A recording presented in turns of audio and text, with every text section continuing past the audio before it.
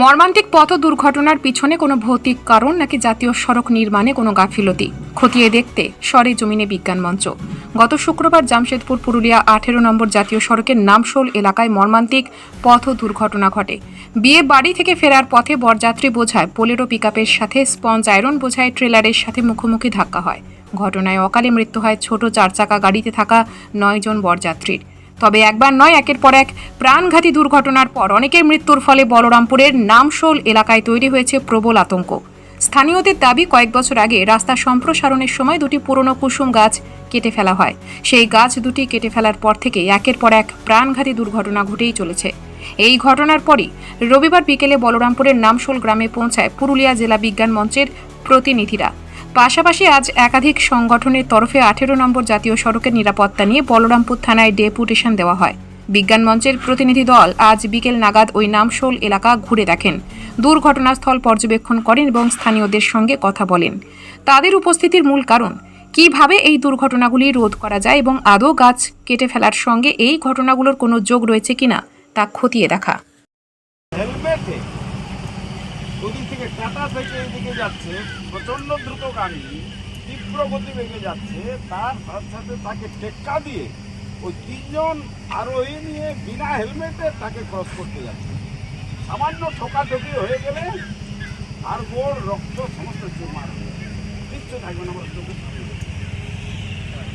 মন্দির তৈরি করে দেয় তাহলে হয়তো কমে যাবে, আপনার কি মনে হয়? না, এইটা কুসংস্কার এবং এটাতে কোনো বিজ্ঞানের যুক্তি নেই। এটা বিজ্ঞানের কারণে অ্যাক্সিডেন্টটা হচ্ছে, বিজ্ঞানকে দিয়ে আমরা অ্যাক্সিডেন্টের রাত থেকে বাঁচতে পারি। এটা একাধজন কেউ তুলেছে, তার সে বিজ্ঞান সম্পর্কে বা তার যুক্তি সে বোঝে না। এই শুধু একটা কুসুম গাছ কেন, হাজার হাজার গাছ এইভাবে কাটা গেছে রাস্তাতে। সুতরাং এটা কোনো বৈজ্ঞানিক ভিত্তি নেই, এটা অবৈজ্ঞানিক চিন্তাভাবনা। কি করলে এটা আমরা এই দুর্ঘটনার হাত থেকে বাঁচতে পারবো, ডিভাইডার ইত্যাদি দিয়ে, সেই ভাবনাটাই আমাদের ভাবতে হবে এবং সেইভাবে আমাদের দাবি আন্দোলন করতে হবে। এই জিনিস এইরকম কিছু মানুষ আছে নিজেদের স্বার্থসিদ্ধির জন্য, নিজেদের ধান্যাবাদির জন্য এইসব চিন্তা, কুসংস্কারের চিন্তা, এই ভূত প্রেতের চিন্তা এইসবগুলো মাথায় ঢুকিয়ে দেয়। এইটা কোনো ভিত্তি নেই, মানুষ সেটা বুঝছেন। আর ওইটাকে যদি প্রাধান্য দেওয়া হয় কুসংস্কারের বিষয়টাকে, তাহলে এখানে কোনো দিন আর হতাহত বা এই যে দুর্ঘটনা ঘটছে এটার হাত থেকে বাঁচা যাবে না। এটা কি করলে বিজ্ঞানের কারণেই এটাকে আমরা সলভ করতে পারি, সমাধান করতে পারি, সেই চেষ্টায় আমাদের করে যেতে হবে। ওই ভূত প্রেতাত্মা নিয়ে নিজেদের ভাগ হয়ে যাওয়া এবং ওইটাকে গুলিয়ে ফেলা, ইতিপূর্বে বহু জায়গায় এই ধরনের ভূত প্রেতাত্মা ইত্যাদি করে করে আসল কাজকে নষ্ট করা হয়েছে। সুতরাং এটার কোনো বৈজ্ঞানিক ভিত্তি পরিচয়টা বললে কিন্তু পশ্চিমবঙ্গে মগজে নানা রকম ভূত প্রেতাত্মা, ডাইন ইত্যাদি যে বিষয়গুলো আছে এগুলো আমরা বিজ্ঞান মঞ্চ থেকে নিরলসভাবে প্রচার করে থাকি, এর বিরোধিতা করে থাকি এবং মানুষের মনে এখনও কিছু কিছু জায়গায় ওই রয়ে গেছে, কিন্তু আমরা অনেকটাই সাকসেসফুল হয়েছি এবং এটাও বিজ্ঞান মঞ্চ থেকে তীব্রভাবে এই যারা ভূত প্রেতাত্মা ইত্যাদি গল্পগুলো ছড়াচ্ছে তার বিরোধিতা করছি এবং এটা যুক্তি কথা তাদের মাথায় ঢোকাচ্ছি এবং সেটা যুক্তি দিয়েই বিজ্ঞানের পথ ধরে এই সলভে আমাদের সমাধানে যেতে হবে। হিকিম চন্দ্র মাঝি, পশ্চিমবঙ্গ বিজ্ঞান মঞ্চ, বলরামপুর কেন্দ্র সভাপতি।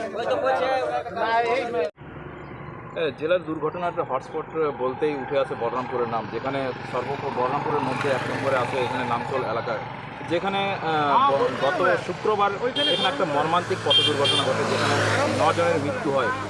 আর এখানে লক্ষ্য করা যাচ্ছে যে এখানে একটা বিদ্যালয় রয়েছে, যেটা নাকি কোনো দুর্ঘটনার জন্যই এখানে ভেঙে গিয়েছে দরজাটা। এই বিষয়ে কি বলবেন আপনি? দেখুন, এটা 2023 15ই আগস্ট প্রথমে একটা টেলার এখানে মারি দিই গেটটা মারি দেওয়ার পরে আশ্বাস দেয় আমাদেরকে যে ধরুন কিছুদিন পরে হয়ে যাবে। আজকে 2025 হতে চললেও কিন্তু গেটের কোনো নাম নিশান নাই। ছোট ছোট বাচ্চা আসা যাওয়া করে, যে স্কুলের গেট নাই। আমরা বিডিও সাহেবকে বলেছি, সভাপতিকে বলেছি, সবাইকে বলেছি, সবাই আশ্বাস দিয়েছে আজ হবে কাল হবে, কিন্তু 2টি বছর পার হয়ে গেল কিন্তু আমাদের কিচ্ছু হলো না। আমরা চাই যে এই যে স্কুলের গেট ভাঙা, ধরুন কোনো ছেলে খেলতে খেলতে যদি পার হয়ে যায় সামনে হাইবে, তাহলে কি অবস্থা হবে? কে দায়িত্ব নেবে এই বাচ্চা ছোটো ছোটোদের? বলছে এখানে তো শুক্রবার সেদিন তরচাদের 9টা জীবন গিয়েছে, এখানে বাচ্চাদেরও তো মানে অ্যাক্সিডেন্ট হতে পারে। একদম এটা স্বাভাবিক গল্প। দেখুন আপনি দেখুন এই গেট ভাঙা, যদি বার হই তাহলে কি হবে? খেলাধুলা তো করতেই পারে বাচ্চা ছেলে, এবার যদি বার হয়ে যায় গেটের মধ্যে, এবার হাইওয়ে রোড, এত দুর্ঘটনা ঘটছে, যদি ইনকেস কারো কিছু হয় তো কে দায়িত্ব নেই? স্কুলের মধ্যে তো নিরাপত্তা বলে কোনো গেট কিচ্ছু নেই। গেটটা তো তার ফলে তো ভাঙা, তার ফলে বাচ্চাকে স্কুল দাবি করেছেন কিন্তু একদম দাবি করেছি, আমরা লিখিত আকারে জানা হয়েছি। আমরা আমাদের নামশোলের 2 মেম্বার, আমাদের সমিতি মেম্বার সাথে সবাই মাস্টারদের স্টেমে দিয়ে কিন্তু কার্যকারী কিছু হয় নাই, শুধু আশ্বাসটুকুটা দিয়েছে। কি মনে হচ্ছে কোথায় খামতি রয়ে যাচ্ছে এটা? বুঝতে পারবো না খামতি যে কোনখানে আছে আর কী যে আছে, যে কী যে কেমন যে কোথায় কী খামতি আছে আমি নিজেও ভাবতে পারছি না। আমি নিজে একটা মেম্বার, আমি যথাযথ চেষ্টা করেছি পঞ্চায়েত থেকেও কাজ করার, কিন্তু আদৌ কিছু করতে পারলাম না। আমি নিজে দুঃখিত যে একটা আমার গ্রামের ছোট ছোট বাচ্চা স্কুলের গেট, কি বলুন বলুন। কি নাম আপনার? আমার নাম লালচাঁদ মাহাতো, কি পদে আছে? আমি মেম্বার এই গ্রামের গ্রাম পঞ্চায়েতের।